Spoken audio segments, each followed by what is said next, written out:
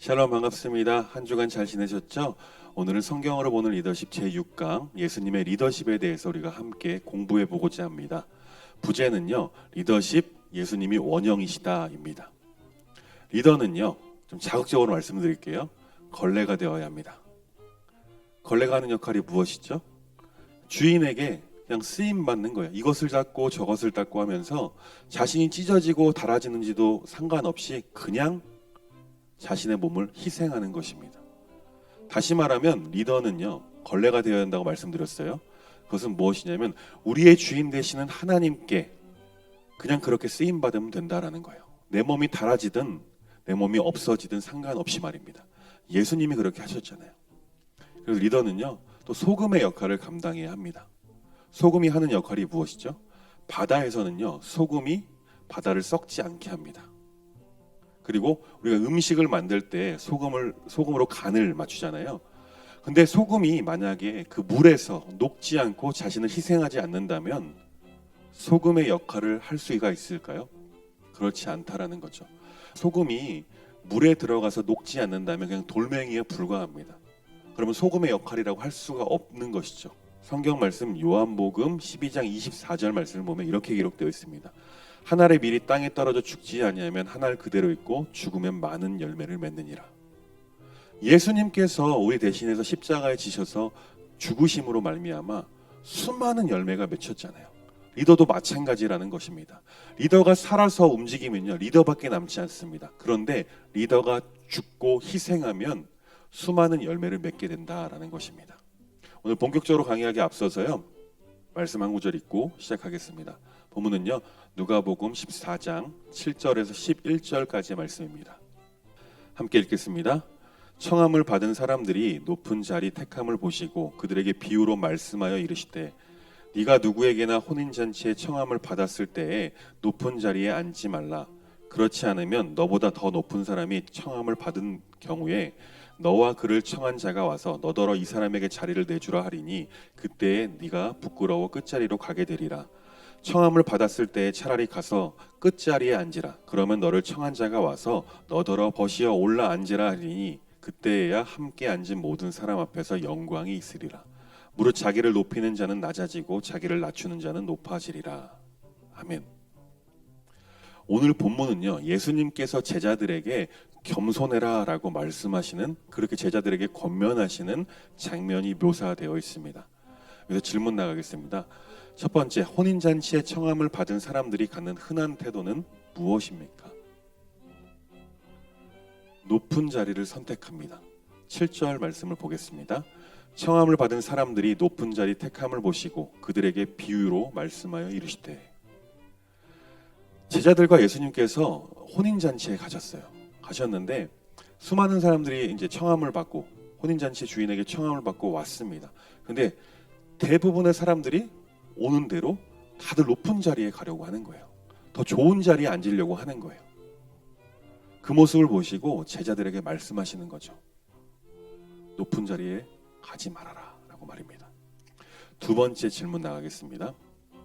예수님께서는 상석에 앉으려다가 말석으로 쫓겨나는 이유를 무엇이라고 말씀하시고 계십니까? 더 높은 사람이 오게 되면 그 자리를 뺏기기 때문에 그렇습니다. 9절 말씀을 보겠습니다. 너와 그를 청한 자가 와서 너더러 이 사람에게 자리를 내주라 하리니 그때에 네가 부끄러워 끝자리로 가게 되리라. 예수님께서 말씀하시는 거예요. 만약 내가 더 좋은 자리에 가서 앉았어요. 근데 나보다 더 높은 사람이 오면 자연스럽게 그 자리를 내어줘야 합니다. 그런 창피함을 겪지 말기 위해서 높은 자리에 가지 말라라고 예수님께서 권면하고 있는 것입니다. 세 번째 질문 들어가겠습니다. 예수님께서는 청함을 받은 사람들이 모든 사람 앞에 영광이 있기 위해서 어떻게 하라고 하십니다. 그것이 무엇입니까? 끝자리에 앉으라라고 말씀하십니다. 10절 말씀을 보겠습니다. 청함을 받았을 때 차라리 가서 끝자리에 앉으라. 그러면 너를 청한 자가 와서 너더러 버시어 올라 앉으라 하리니 그때에야 함께 앉은 모든 사람 앞에서 영광이 있으리라. 한번 생각해 보시기 바랍니다. 내가 높은 자리에 가서 앉았어. 좋은 자리에 가서 앉았어요. 그럴 때 나보다 더 높은 사람 와서 당신 여기서 비켜주세요. 이 사람이 앉을 거예요. 하는 것과 나는 그냥 일부러 저 끝에 제일 가장 나쁜 자리에 앉았습니다. 그런데 우리를 청한 사람이 와서 왜 여기 앉아 계십니까? 저기 높은 상석으로 가십시오 라고 하는 것 중에 어느 게 더 좋겠습니까? 후자라는 것이죠. 예수님께서는 단순하게 겸손함뿐만 아니라 상당히 지혜로운 말씀을 하고 계시는 거예요. 네 번째 질문 들어가겠습니다. 예수님께서 이 비유를 통해서 말씀하시고자 하는 교훈은 무엇입니까? 자기를 낮추라라는 거예요. 겸손하라는 것입니다. 11절 말씀입니다. 무릇 자기를 높이는 자는 낮아지고 자기를 낮추는 자는 높아지리라. 계속해서 말씀드리는 것입니다. 자기 스스로를 높이게 되면요, 우스운꼴을 당하게 됩니다. 자기 스스로 높이게 되면 낮아지는 경험을 하게 됩니다. 그리고 반대로 자기를 낮추는 자는 높아진다라는 것입니다. 이게 하나님 나라의 법칙입니다. 예수님께서 우리에게 보여주셨잖아요. 그분은 왕이셨어요. 근데 왕이지만 이 땅 가운데 낮고 낮은 말구 위에 태어나셔서 가장 낮은 자리에 이 땅에 오셨다라는 것입니다. 그럴 때 어떻게 되셨죠? 결국에는 그 말구에 오셨지만 하나님께서 예수님을 높이셨습니다. 예수님의 이름을 가장 높은 곳에 있게 하셨습니다. 이것이 바로 오늘 본문의 핵심이라는 것입니다. 이 예수님의 리더십은요, 예수님께서 으뜸이 되고자 하는 자는 너희의 종이 되어야 하리라 라고 마태복음 20장 27절 말씀에 말씀하고 계십니다. 여기서 종이 된다라는 것은요, 자기 권리를 포기하는 것입니다. 자기 자아를 내려놓는 것입니다. 자기를 포기하고 낮아짐을 의미하는 것입니다. 예수님께서도 자신의 생명을 많은 사람들을 위해 바치셨습니다. 이 예수님의 전생에는요, 다른 사람들을 구원하기 위한 그 사명 그 자체였습니다. 왕이신 예수님께서 이 땅에 종의 모습, 낮고 낮은 자의 인간의 모습으로 오셨다는 사실이 그것을 증명하는 것입니다. 예수님의 리더십 첫 번째, 예수님의 리더십 7대 원리가 있습니다. 첫 번째, 예수님께서는 하나님 절대 주권의 원리를 가지고 계셨습니다. 자기를 낮추었다라는 말은요, 예수님께서 제자들에게 가르치신 리더십의 원리이기도 합니다. 자신을 높이는 대신 하나님의 뜻을 따르는 것이 바로 예수님의 리더십이라는 것입니다. 빌립보서 2장 8절 말씀을 보면요, 예수님께서 자기를 낮추시고 죽기까지 복종하신 것이 있습니다. 그것이 무엇입니까? 그것은 바로 십자가입니다. 빌립보서 2장 8절 말씀을 보겠습니다. 사람의 모양으로 나타나사 자기를 낮추시고 죽기까지 복종하셨으니 곧 십자가에 죽으심이라. 두 번째, 예수님의 리더십의 원리입니다. 제자도의 원리입니다. 이 제자라는 단어는 disciples라고 하죠. 그것은 바로 배우는 자, 러너라는 뜻입니다. 배우기 위해서는요, 스승과 함께하면서 스승을 따라다녀야 합니다. 하나님이 부르신 것이 바로 이 사명이라는 거죠. 그 부르심에 순종하는 것이 리더십의 본질이라는 거죠. 그렇게 해서 우리는 예수님의 제자로 살아가야 한다는 것입니다. 요한복음 12장 26절을 보면요, 예수님을 따르고 섬기는 자는 어떻게 되는지 말씀해주고 있습니다. 요한복음 12장 26절 말씀을 보겠습니다. 사람이 나를 섬기려면 나를 따르라. 나 있는 곳에 나를 섬기는 자도 거기 있으리니 사람이 나를 섬기면 내 아버지께서 그를 귀하게 여기시리라. 우리 모두는요, 기독교인 리더십은요, 예수님의 제자가 되어야 합니다. 예수님을 따라다녀야 한다는 거죠. 그것을 위해 우리를 부르심을 받았습니다. 근데 오늘 말씀에 보면 예수님을 섬기게 되면 하나님께서 그 섬기는 자를 귀하게 여겨주신다라고 말씀하고 있습니다.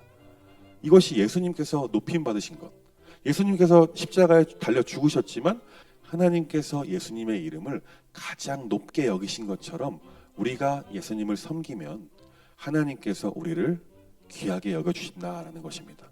세 번째, 예수님의 리더십의 원리는요, 봉사의 원리입니다. 섬기는 리더십이란 자기 자신의 권리를 포기하는 것입니다. 그리고 남을 섬김으로써 위대해지는 것임을 가르치시는 것입니다. 예수님께서도 자신의 리더십을 봉사의 표현으로 보여주셨습니다.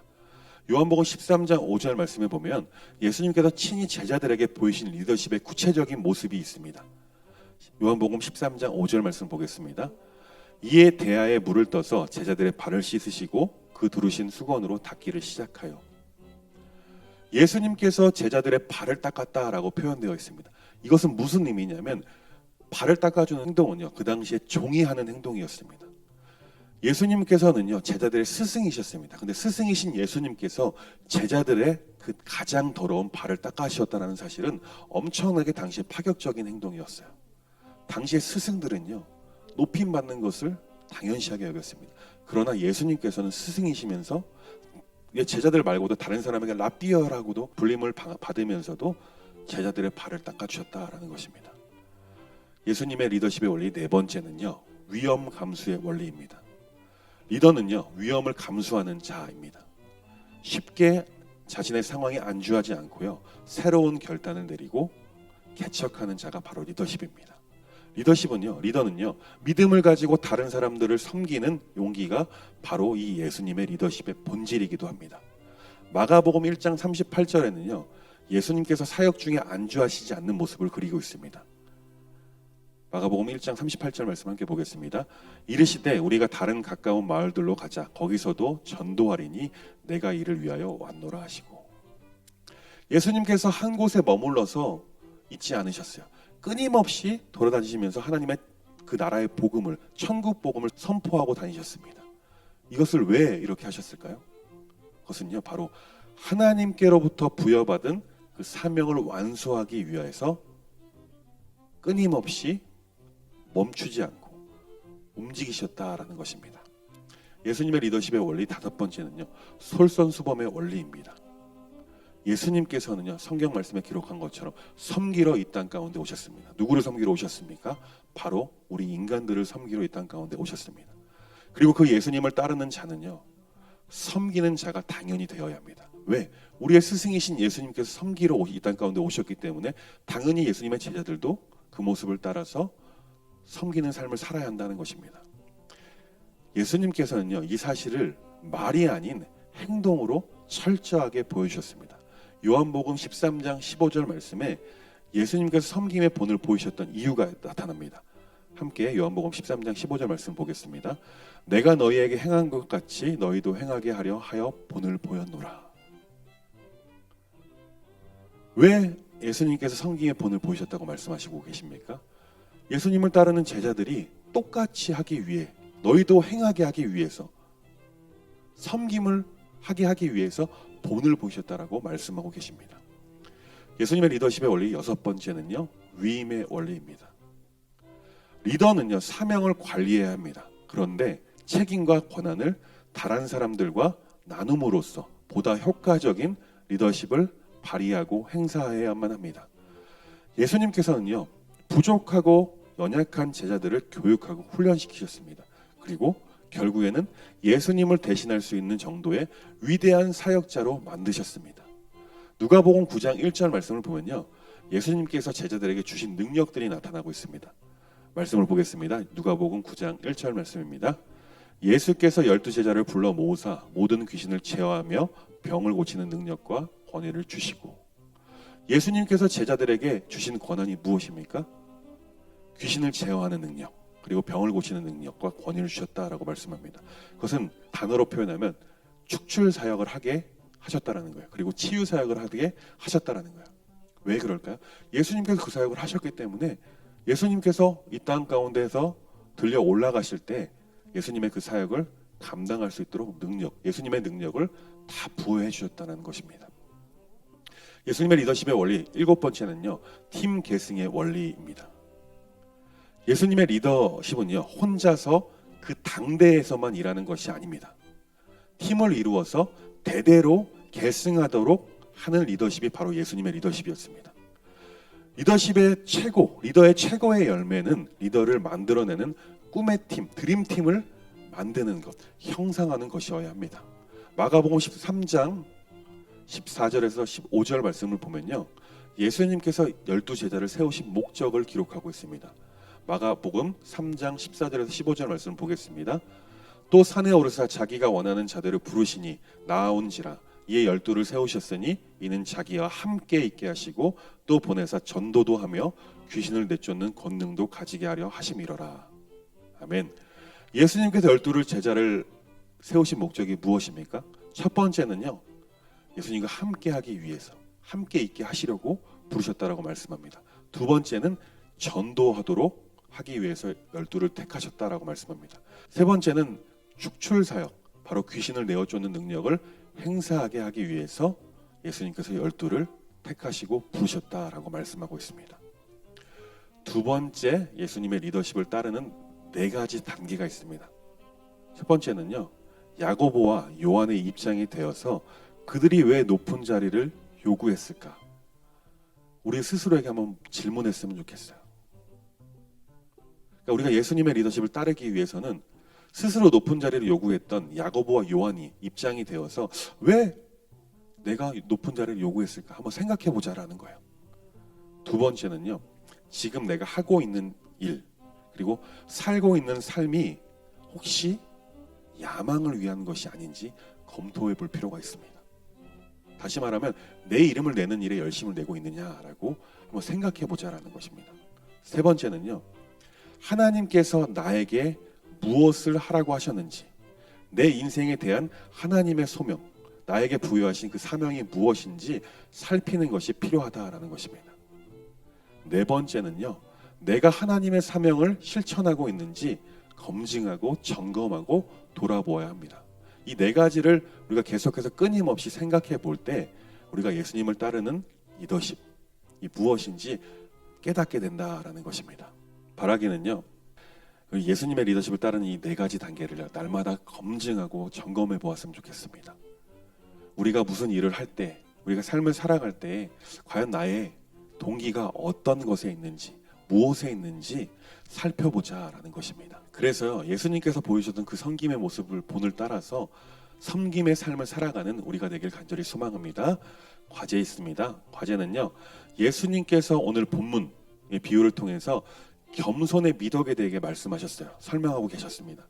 이 섬김의 본을 보이셨던 예수님의 리더십을 우리의 삶 속에서 실천할 수 있는 방법이 무엇인지, 무엇이 있을지 한번 생각해 보시고 댓글, 메일과 카톡으로 보내주시면 감사하겠습니다. 강의 들으시나 고생 많으셨습니다.